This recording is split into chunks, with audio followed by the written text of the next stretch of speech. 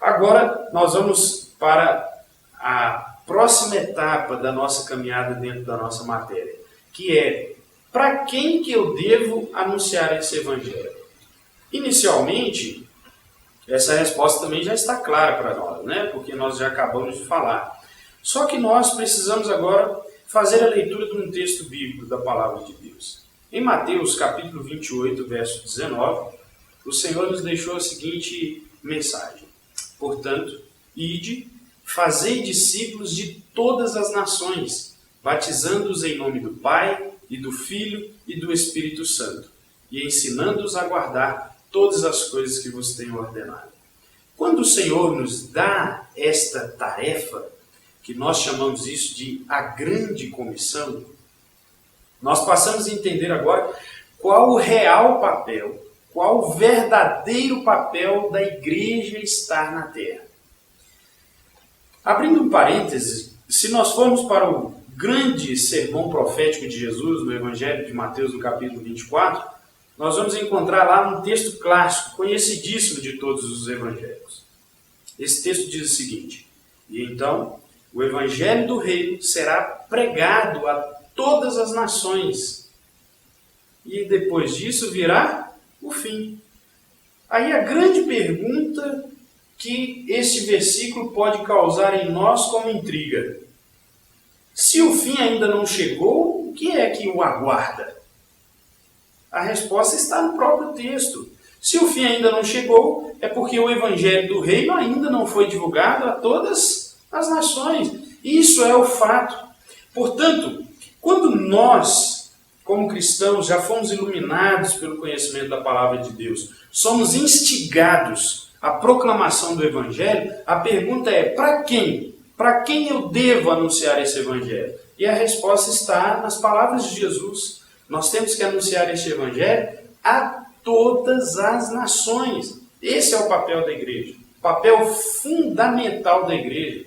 Aí, algumas pessoas que acabam se tornando mais radicais, né? E dizendo: olha, o papel da igreja não é fazer acampamento, o papel da igreja não é construir templos, o papel da igreja não é deixar os templos luxuosos. De fato, esse não é o papel fundamental da igreja. Quando eu digo papel fundamental, me referindo que não são estas as causas da existência da igreja na terra. A permanência da igreja na terra ainda é fazer com que o nome do Senhor Jesus seja divulgado e proclamado. Porque depois que esta tarefa, esta missão acabar, aí o Senhor volta, aí o Senhor vem. E aí a grande promessa da grande esperança será realizada e concluída. Portanto, nós podemos fazer milhões de retiros espirituais, milhões de acampamentos, nós podemos fazer milhares e milhares de templos. Se nós não cumprirmos a tarefa de anúncio do Evangelho de Jesus Cristo a todas as nações, o fim não virá. Portanto, qual que é a função mais significativa da igreja na face da terra hoje, se não anunciar o Evangelho a todas as nações? E aí entra um detalhe muito importante que eu gostaria muito que você estivesse atento, para que a gente tirasse também o fardo, né? Porque muitas vezes a gente participa de cultos de missões, congressos de missões evangelísticos, e a gente sai pesado do lugar, como se a gente tivesse que carregar um fardo do ID. Eu quero que você esteja atento. No texto da palavra de Deus, tanto no Evangelho de Mateus, capítulo 28, verso 19, quanto em Marcos, capítulo 16, verso 15, nós encontramos na nossa versão de língua portuguesa uma ordem que é clara: ide, portanto, fazei discípulos de todas as nações. E em Marcos 16, 15, ide por todo mundo e pregai o Evangelho a toda criatura. Quando nós encontramos esse verbo ir no modo imperativo na língua portuguesa, a sensação que nós temos é que todo cristão ele tem que sair. Todo cristão ele tem que ir por todo mundo. O fato, meus irmãos, é que nem todos os cristãos da face da terra foram chamados para sair pelo mundo. Porque para sair pelo mundo, para evangelizar as nações, é necessário um outro tipo de preparo. É necessário que sejam feitos outros tipos de estudos. Talvez, em uma oportunidade posterior, vocês estudarão o conceito de missões, de missão integral dentro deste curso, mas não é esse o nosso assunto para agora. Mas eu gostaria de adiantar para vocês que esta tarefa de ir, ela não compete a todos os filhos de Deus, ela não compete a todos que foram chamados por Deus. O que compete a todos que foram chamados por Deus? Aí eu gosto de fazer um paralelo com a passagem de João capítulo 3, quando Jesus estava conversando com Nicodemos. E ele cita algo muito importante no verso número 8, quando a palavra de Deus diz o seguinte, que o vento sopra onde quer. Você ouve a sua voz, mas não sabe nem de onde vem, nem para onde vai. E Jesus finaliza o texto dizendo o seguinte, assim são os guiados pelo Espírito. É fundamental que no processo de evangelização, que no trabalho da proclamação do Evangelho, os cristãos sejam guiados pelo Espírito Santo. Isso é que é mais importante. Existem pessoas que estão indo pelo mundo, mas estão indo como turistas. Levam câmeras fotográficas, registram, fazem vídeos, fazem filmes, mas estão indo como turistas. O valor fundamental do ir está aqui, em antes de ir, ouvir. Ouvir a voz do Espírito. Porque o Espírito é que vai nos conduzir por onde Ele quer. Portanto, ao traduzirmos o texto, tanto de Mateus 28:19 quanto de Marcos 16:15, nós vamos encontrar esse verbo ir não no imperativo, como ele está traduzido nas nossas escrituras. O verbo está no particípio do presente. Isso traduziria-se da seguinte forma, indo, portanto, fazer discípulos. Se o verbo é indo, no particípio do presente, isso significa que nós temos que ir. Ir para onde? Para onde o Espírito soprar. Para onde o Espírito mandar. Para onde o Espírito de Deus direcionar. Mas, então, pastor, professor, qual seria a ordem de Deus nesse texto? A ordem de Deus é clara, fazer discípulos. E no texto de Marcos, pregar o Evangelho a toda criatura. O que isso significa, então?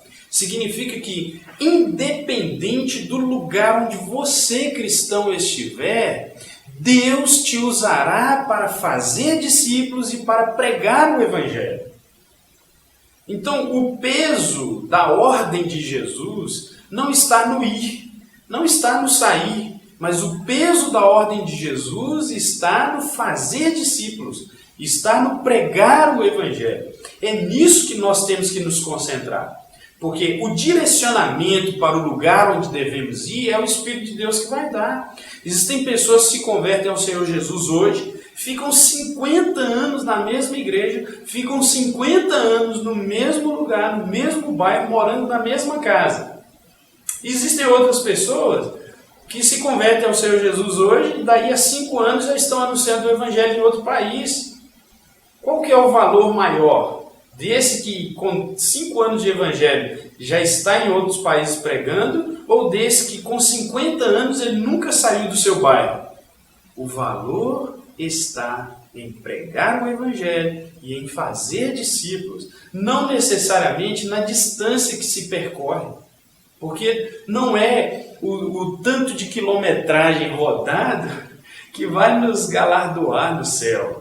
Não é a quilometragem que nós percorremos que vai garantir a quantidade de pessoas que serão salvas, não. Se nós cremos que o nosso Senhor é aquele que concede os dons para a edificação do corpo de Cristo na terra, então nós temos que entender o seguinte, que a proclamação do Evangelho por toda a terra é de responsabilidade da igreja, mas nós não podemos sair desbaratinados pelo mundo afora sem antes ouvir a voz do Espírito de Deus.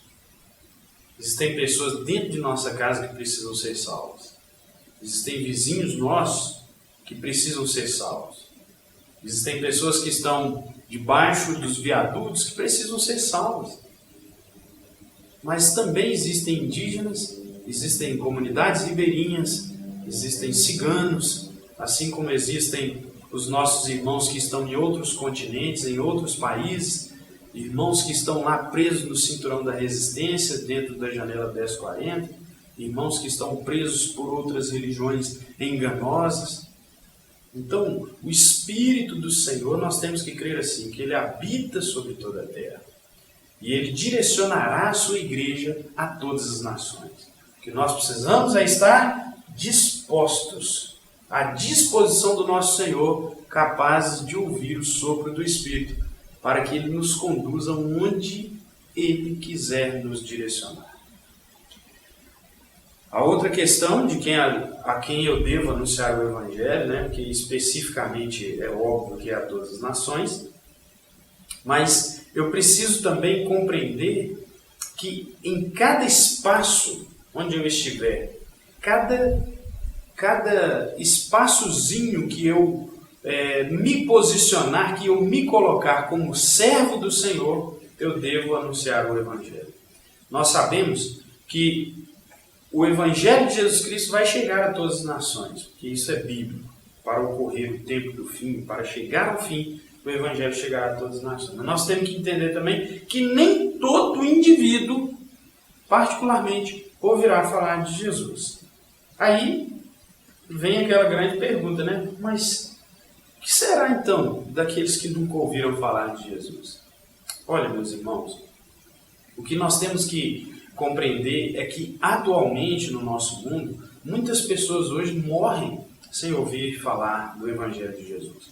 Muitas pessoas estão morrendo sem nem saber quem é Jesus, sem nem ao menos ouvir falar da história da existência deste homem chamado Jesus.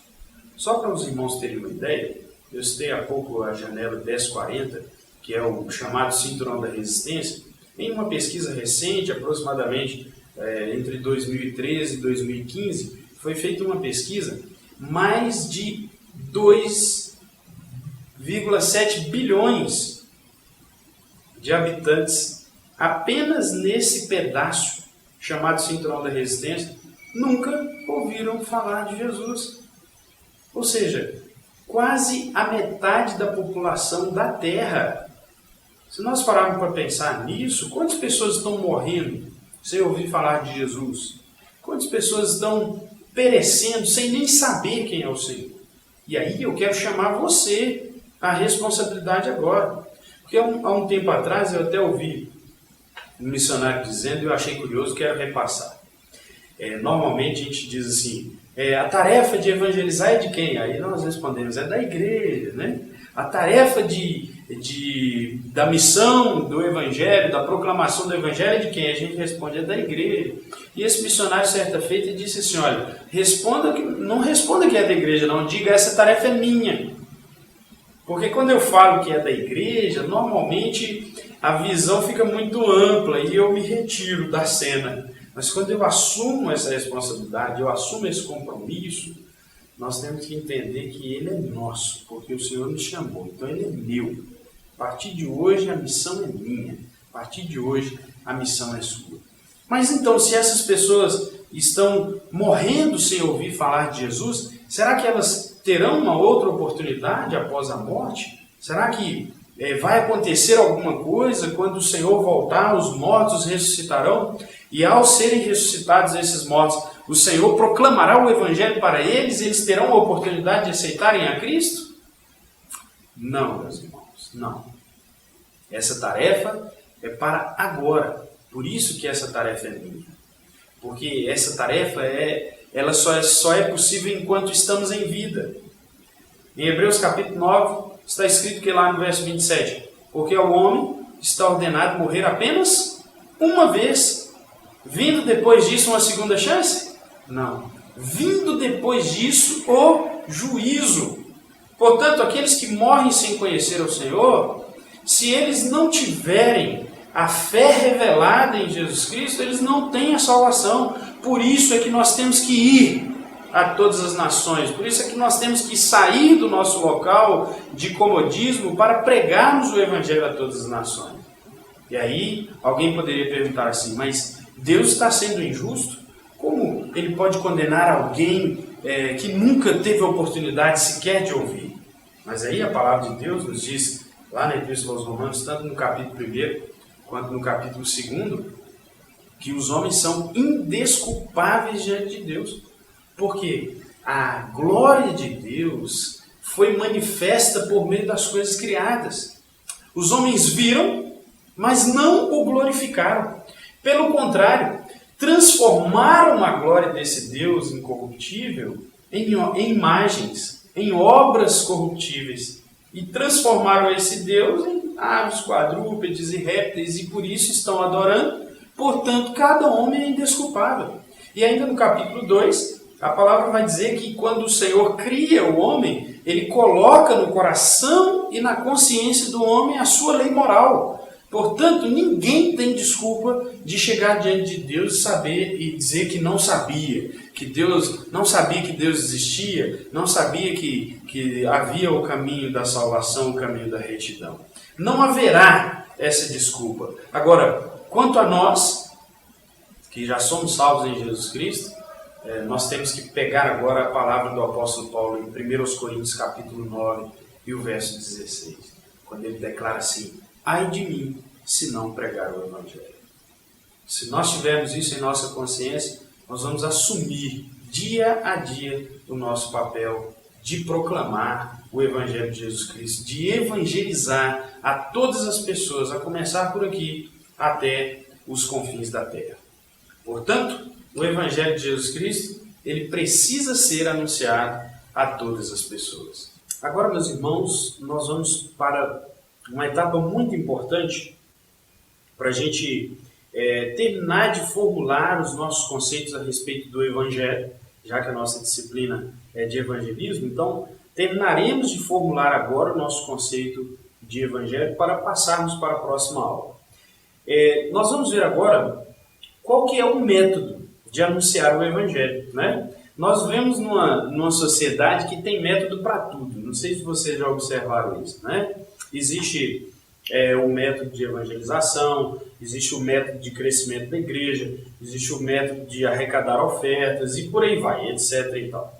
Nessa geração, então, de métodos, o que nos sugere é uma geração pragmática, que faz as coisas pensando nos seus resultados, que faz as coisas pensando nos seus objetivos e nos seus lucros. É como se a visualização ministerial ela se baseasse nos resultados que isso vai trazer para a minha vida, ou para o meu status, ou para o meu ministério, em termos daquilo que as demais pessoas vão ver em mim. Porém, quando se refere ao Evangelho de Jesus Cristo, nenhum momento na Bíblia nós vamos encontrar nenhum relato bíblico afirmando que exista um método para se anunciar o Evangelho que não seja a proclamação ou o anúncio. No texto grego nós vamos encontrar o verbo, que é o verbo querisso. Esse verbo querisso, ele significa pregar, proclamar, anunciar. Desde o próprio Cristo até a prática dos seus apóstolos que vieram depois dele, todos eles utilizaram o mesmo método. Que método era esse? De anunciar ou de proclamar o Evangelho. Afinal, o apóstolo Paulo, escrevendo em Romanos capítulo 10 e o verso 17, ele diz lá que a fé vem pelo ouvir, e o ouvir a palavra da pregação, ou a palavra da proclamação, a palavra da anunciação. Portanto, não existem métodos ou chamarizes, digamos assim, para atrair as pessoas à mensagem do Evangelho. O que tem acontecido? Por causa de muitas vezes da dureza da palavra do Evangelho, muitas pessoas estão fazendo adequações ou ajustes para trazer a atenção das pessoas para o Evangelho. E aí é onde mora o grande risco, o grande perigo que a igreja não pode entrar. Quando nós nos referimos à palavra do Evangelho, nós estamos nos referindo a uma obra que é de Deus. Ela não é uma obra do homem.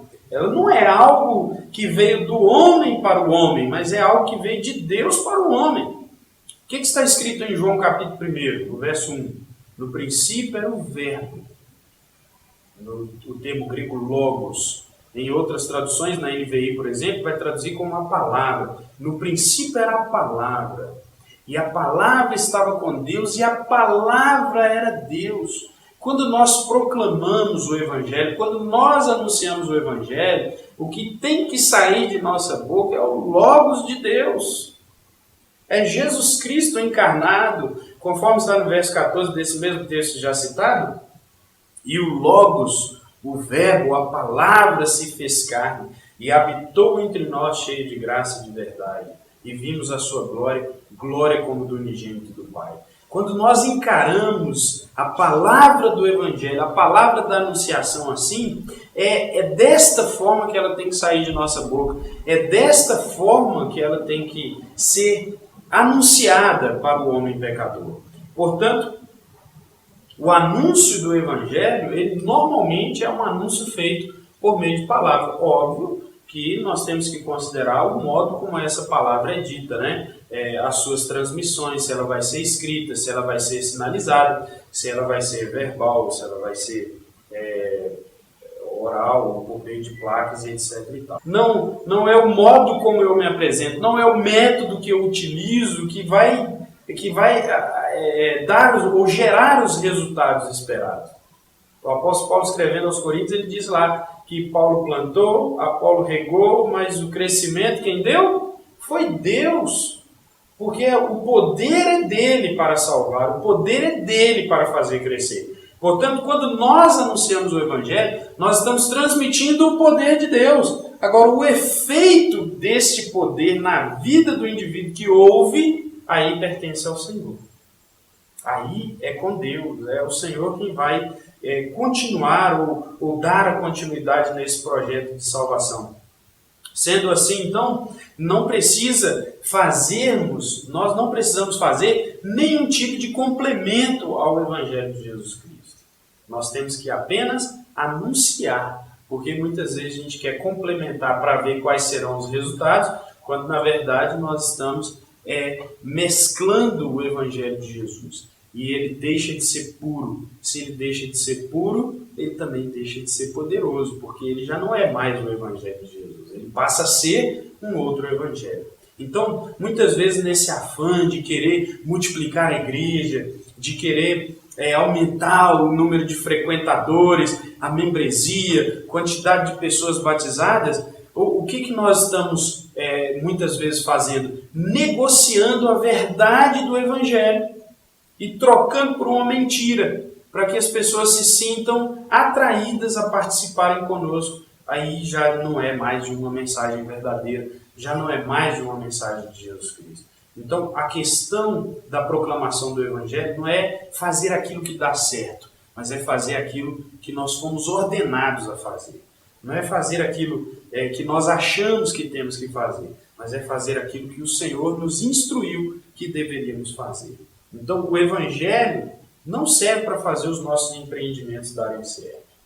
O Evangelho não foi feito para isso. Ele é o poder de Deus para salvar o pecador da condenação eterna mediante a fé, melhor dizendo, naquilo que ele ouviu. E como que ele vai crer em algo que ele ouviu, se esse algo que ele ouviu está misturado e deixou de ser poderoso? Portanto, a mensagem do Evangelho ela precisa ser simples e bíblica. A partir do momento que nós tratamos o Evangelho assim, como a palavra bíblica revelada por Deus nas Escrituras, aí sim esse Evangelho tem poder para salvar o mundo. Talvez você esteja perguntando nesse momento. Então, qual seria essa mensagem pura do Evangelho? Qual seria esse conteúdo puro do Evangelho para anunciarmos a fim de que ele exerça o poder de Deus para salvar aquele que ouve? Esse é o tema da nossa próxima aula, o conteúdo do Evangelho. E aí nós veremos passo a passo a obra do Senhor Jesus Cristo e como que isso deve ser levado, transmitido ao ouvido do pecador, a fim de que o Espírito Santo faça a obra em seu coração. Que Deus abençoe e até a próxima aula.